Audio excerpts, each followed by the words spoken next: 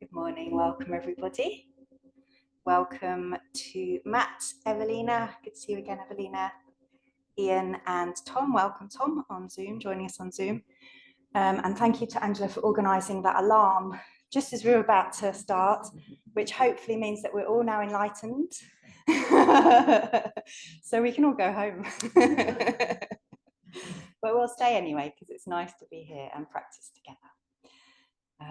So the practice these days begins with a Dharma glimpse, which is a short piece of writing by a member of our community, describing a little glimpse of the Dharma, a little glimpse of enlightenment. And this morning, Angie has kindly agreed to read one by Gregg, who is a part of Matt's book group, Matt's Nagapriya book group. So I don't think any of us have been in a book group with him, but we'll get to meet him now. Over to you, Angie. Thank you.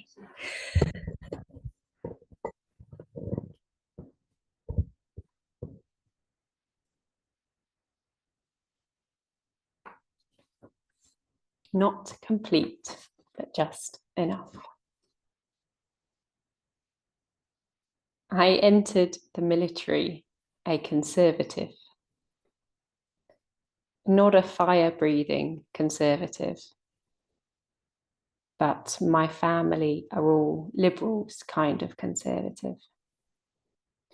An active rebellion conservative, not a fire-breathing conservative, but conservative nonetheless. I left the military a fire-breathing liberal, and I knew everything worth knowing. I was more liberal than my family by a long shot. This newfound worldview worked out quite nicely. Nicely, as long as I surrounded myself with people who thought and talked like me. My friends in San Diego were all lefties. My church was mostly lefties. My partner even pretended to be a lefty, so I might find him more appealing. Oh, everything was right in my world. I had a neatly defined sense of us and them. Boy, did all that change when I moved back to Baltimore. Yes, Maryland is a blue state, but trust me, it has never been all that blue deep down. Thems started popping up all over the place. I even learnt that my family wasn't as lefty as I had always painted them. One afternoon in a senior literature seminar, a classmate looked at me after I had made a comment about something, I don't remember what, said, "You sound like a Buddhist." I could tell by his tone that it wasn't a put down. The only thing was, I had no idea what he meant. By and by, I started reading about Buddhism. I thought of myself as a Buddhist. I even put it in my veterans record. Still a lot of us and them. The more I listened, the notion of us and them started to slip. Not perfectly, but slip it did. How many times does the Dalai Lama or Thich Nhat Hanh have to say that everyone wants to have happiness and avoid pain until it starts to seep in? I don't know. But if you listen, and I do mean listen, it does start to sink in. One Sunday morning, I was chatting with one of the farmers at work. This was a person that I had a lot of fun being around. In the middle of a conversation about something to do with farms, he mentioned that he was a big supporter of the then current governor. And yes, he said, that means I'm a Republican. I guess you hate me now. I can remember a time when I would have. At that moment, I didn't feel any hatred or dislike towards him. Of course I don't, I told him. Everyone seeks happiness and wishes to avoid pain. Yes, it sounds nice, Listen to it. Really listen. Think about it. Some. Compare the idea to how you live your life. After a while, and probably when you least expect it, compassion sinks in. Not complete compassion, but enough for now. Namo me taboo. Thank you, Angie, and thank you, Greg. Okay, so we will sit quietly together, listen to the rain for a little while, and after some silence, I'll begin chanting. So do join us as we chant. Namo me taboo.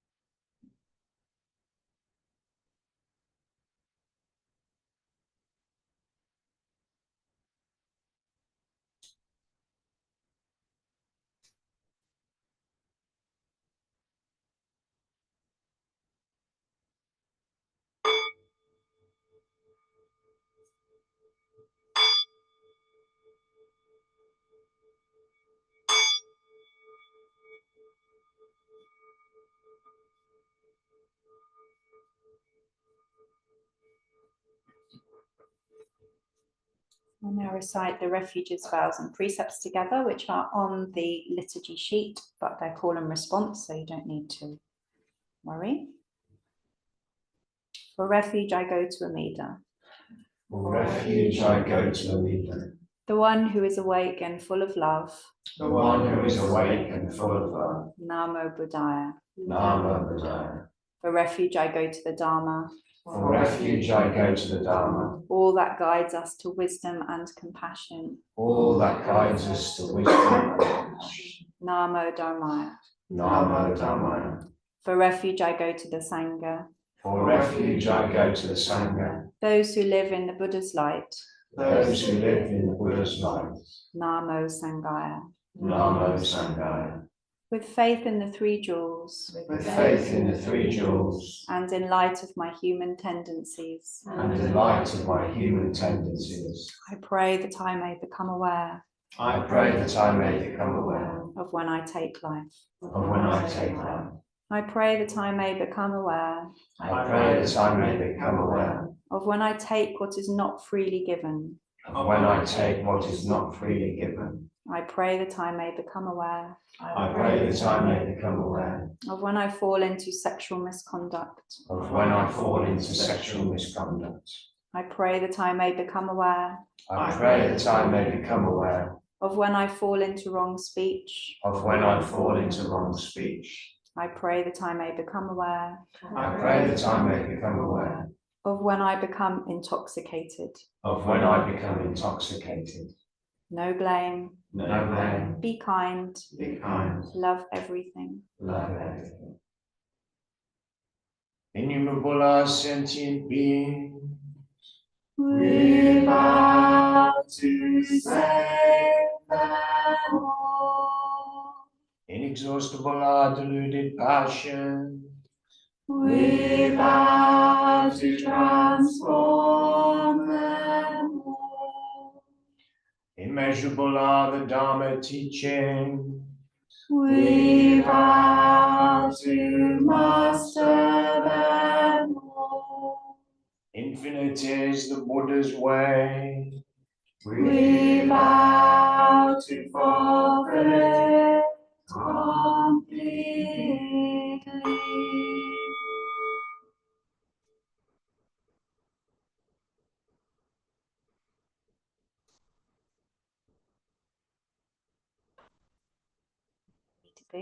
So most people in the shrine room this morning will be staying after practice to volunteer to hold our open day, the temple's annual open day. And so I've been thinking about the word welcome.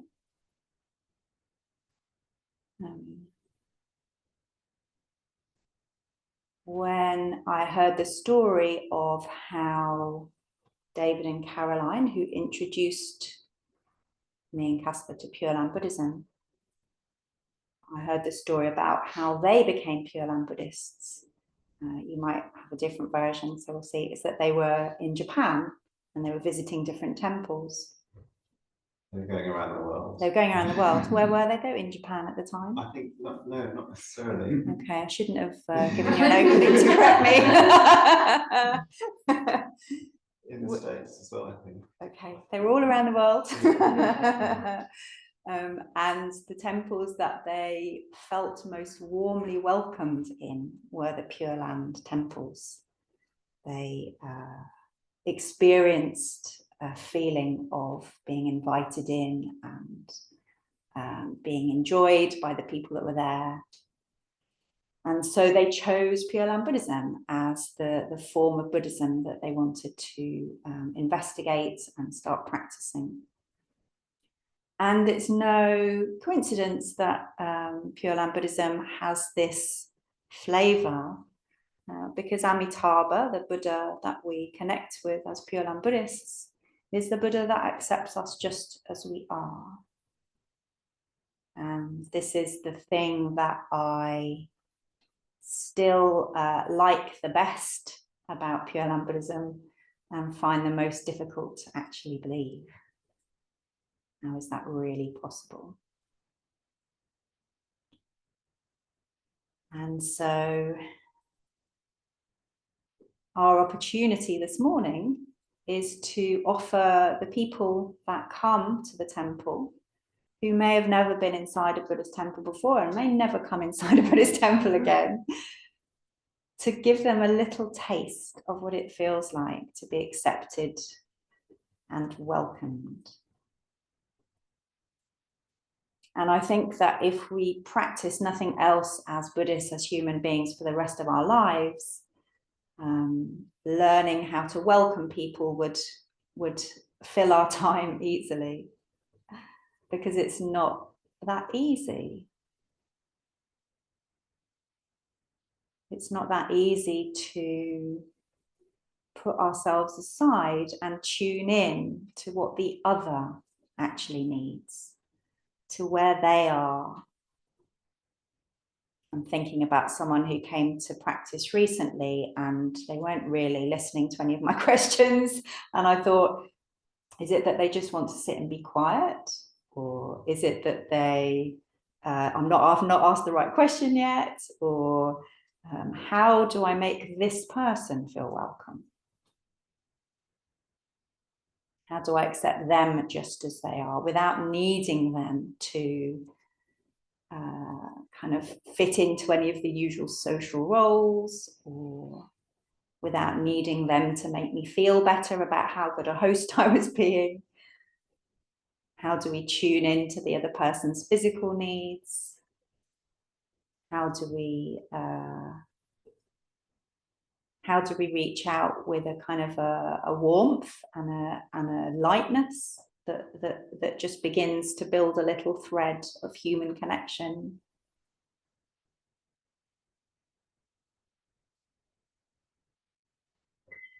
And luckily, we're not on our own. So that as a Sangha, we are welcoming people today. And that's really helpful for me to say and remember, because I have a part that needs to control absolutely everything and make sure that I've already got a long list in my head of the things I need to say to people after practice. We need to get the chairs. We need to. So we are welcoming, the whole community are welcoming. And as a community, we hope that we kind of get it right enough. And we're only the intermediaries for the Buddha. And we probably will mention the Buddha to people today, but it doesn't really matter that we're Buddhists, because what we're welcoming people into is the opportunity to connect with something that all of us in this room have connected with. And we're Buddhist, so we often use Buddhist language for it, or Buddhist mythology, or Buddhist philosophy.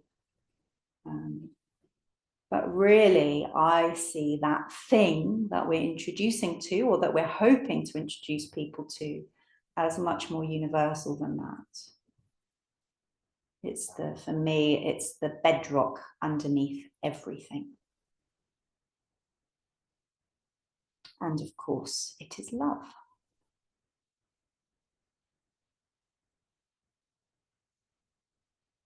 So we are foolish beings, we are fallible, limited beings who've had a glimpse of something.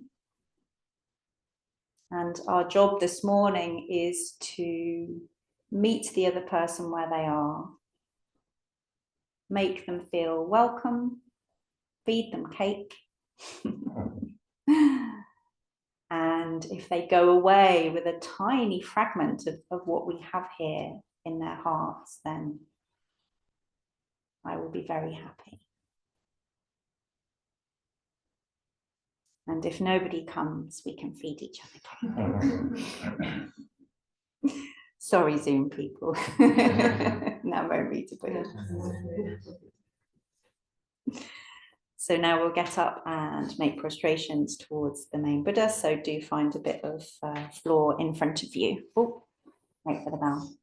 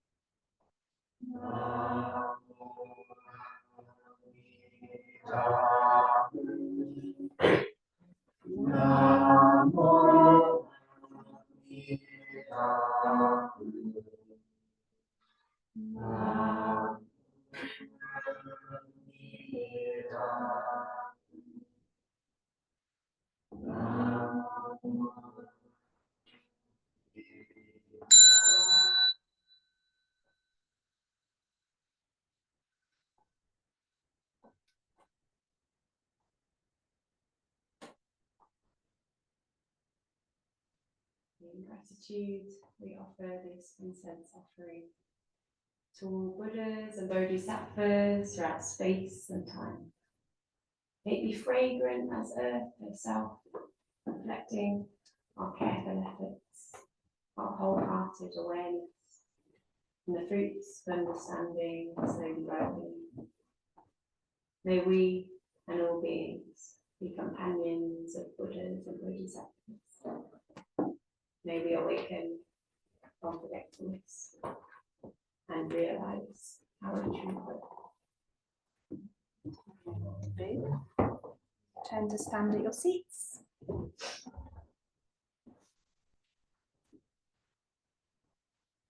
as we bow to each other.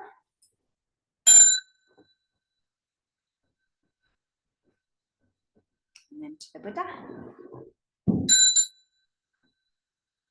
Hide our seats and bow to our seats.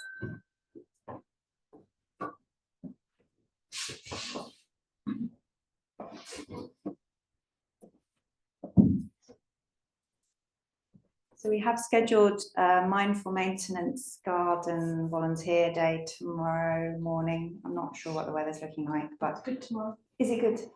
So, well, me and Casper will definitely be there. So if you want to drop in between 10 and midday, we will be gardening.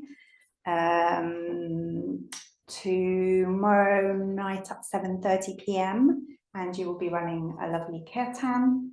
We have a promise of there's definitely one dog coming in. I think Helen's puppy might be coming. So is that right? Who's the other dog? Griff. Oh, okay. So Oh, yeah, we'll talk about that Griff later. yeah, the puppy Oh, can come can't if there's see no any other other dogs. Okay, we'll talk about that later. We'll have a We won't talk convo. about that. Anyway, there'll probably be one dog, and it's a very lovely evening. So do come to that. And thank you all for being here. Namo Ni Taboo. I'm going to